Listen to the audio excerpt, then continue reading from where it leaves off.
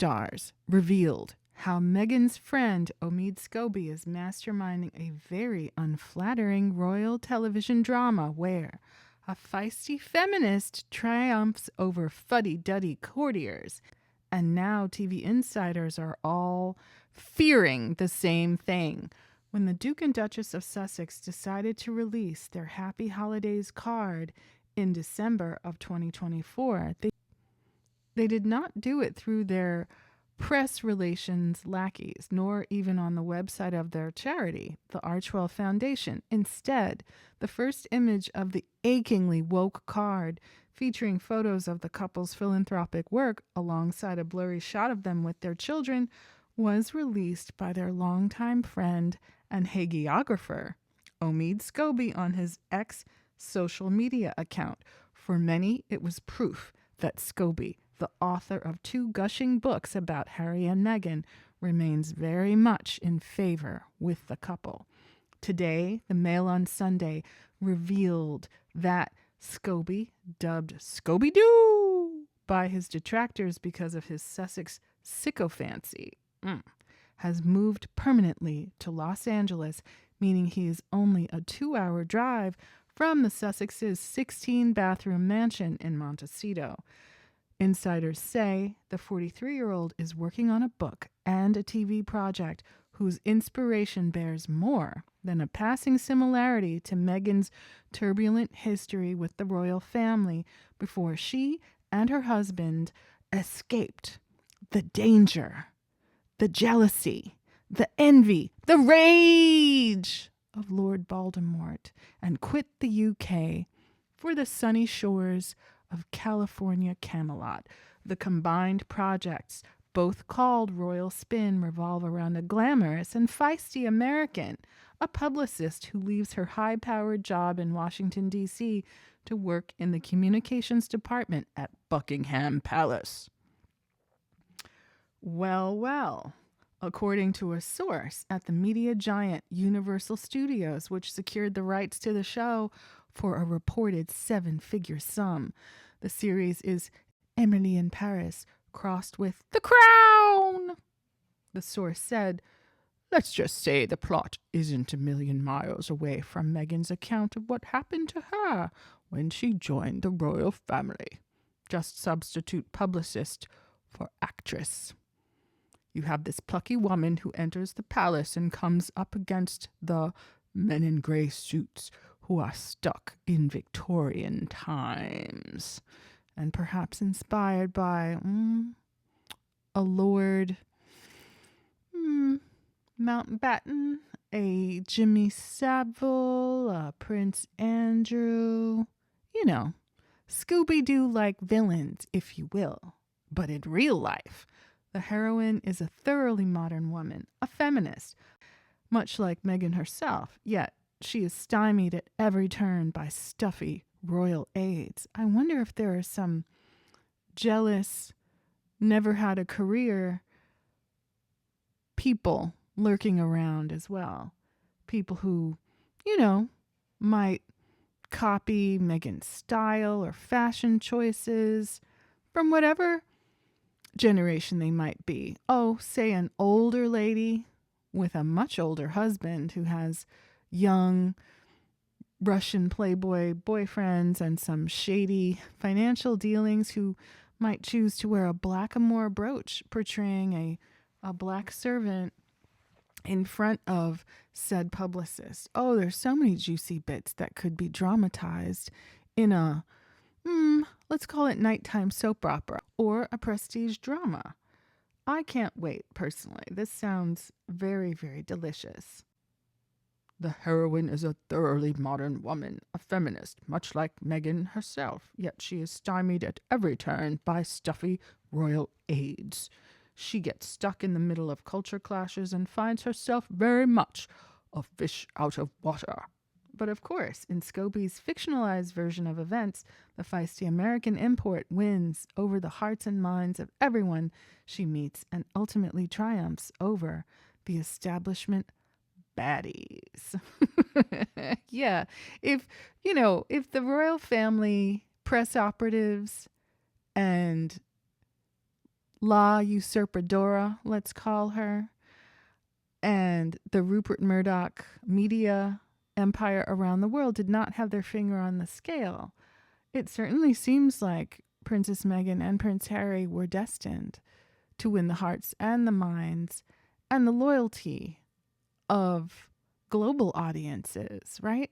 Without that layer of bot farms harassing us on this platform and others and spinning these tales and, supplying these websites like Quora with just the most frightening, insulting, dangerous rhetoric. Well, I think it would be a different world. Scobie traveled to LA earlier in 2024 to seek his fortune, intending to sound out opportunities in the entertainment industry. At the time, he was living in a luxury flat in London's Canary Wharf, but, according to one associate, was seeking the Hollywood dream. Well, now with the fires, I don't know what's become of his Hollywood dream. They said Omid already had a gig as a regular talking head on TV show Good Morning America, but he's ambitious and always dreamed of having a Hollywood career. He went out to LA to take meetings. He took a lot of meetings. According to his Instagram account, the former Heat magazine reporter initially rented a house in the Hollywood Hills, but the Mail on Sunday can reveal decided to make the move permanent once he sealed his Universal deal. He has told friends he plans to live in LA for a minimum of 3 to 5 years. Today he is living the dream in a luxury apartment block steps away from Sunset Boulevard in the heart of West Hollywood. Flats in the trendy block rent for between £4,500 to £8,000 a month, with many enjoying sweeping views over the dramatic LA skyline, even more dramatic in the last few weeks. And yes, y'all, stars, the fires are not out, if you can believe that. He regularly posts photographs on his social media accounts of the stunning sunset views from his balcony. He is so committed to his new life. He flew his beloved French bulldog Yoshi over to California, and the pair are now fixtures around West Hollywood. The author enjoys dining out at Sunset Tower, Jennifer Aniston's favorite restaurant, and at the Polo Lounge at the 5-star Beverly Hills Hotel, known locally as the Pink Palace, and posts pictures of his expensive meals in both chic hotspots on social media. Scobie also loves ultra-trendy Verve coffee shop on Melrose Avenue and Great White, a hipster dining spot which is always crammed with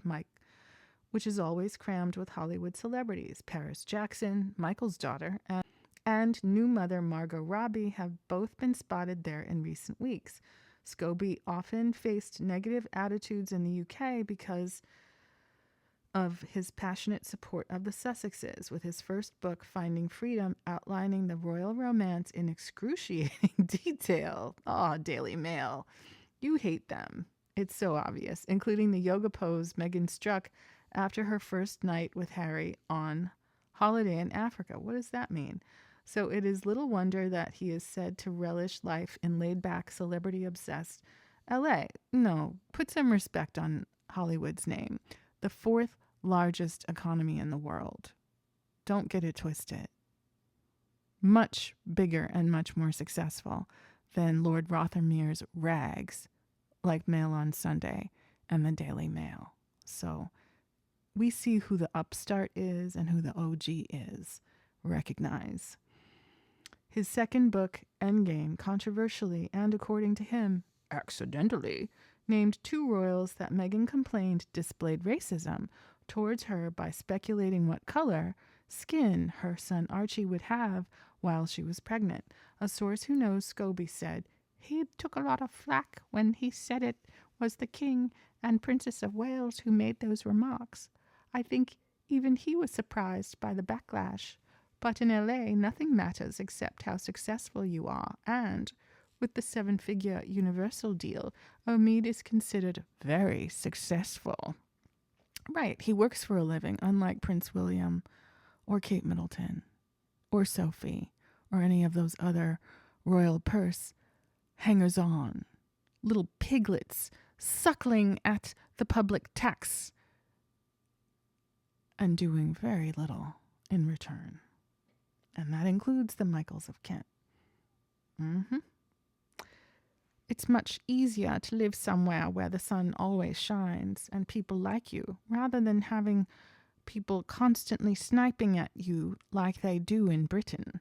Prince Harry's friend, James Haskell, the former England rugby union player who attended the Sussexes' 2018 wedding, described Omid in his recent book, The Good, the Bad, and the Rugby, which he co-wrote with Princess Anne's son-in-law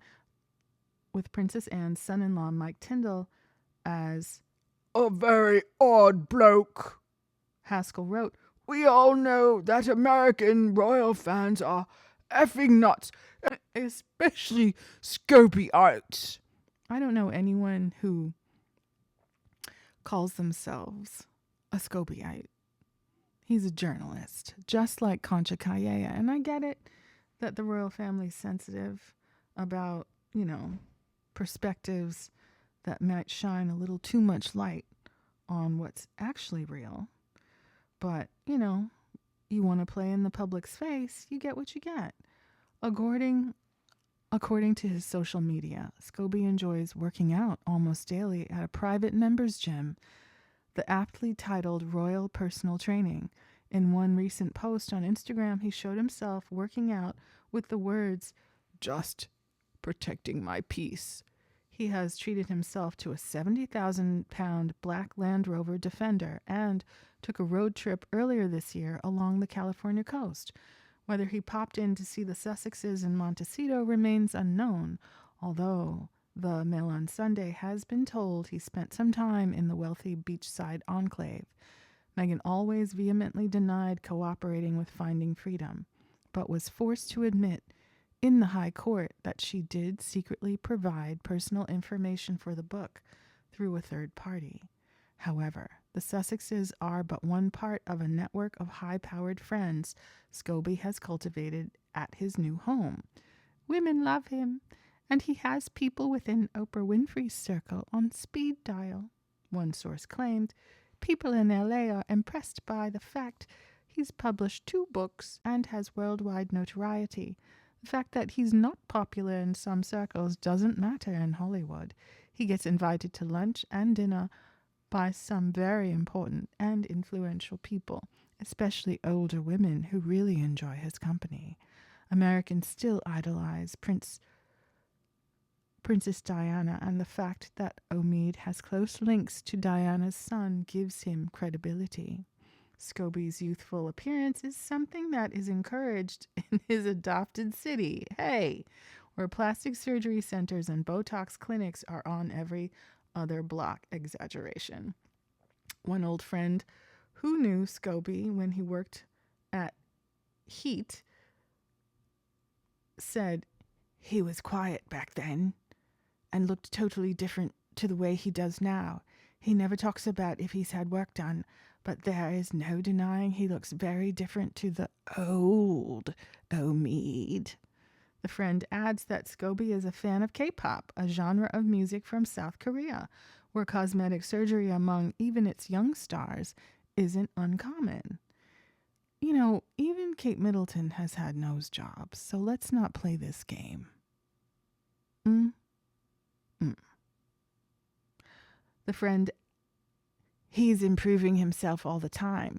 He always has the latest man bag, wears expensive designer clothes, and goes to the trendiest places. He's fastidious about his appearance, the friend says. LA is the perfect place for him. No one accuses him of looking plastic because everyone there is plastic.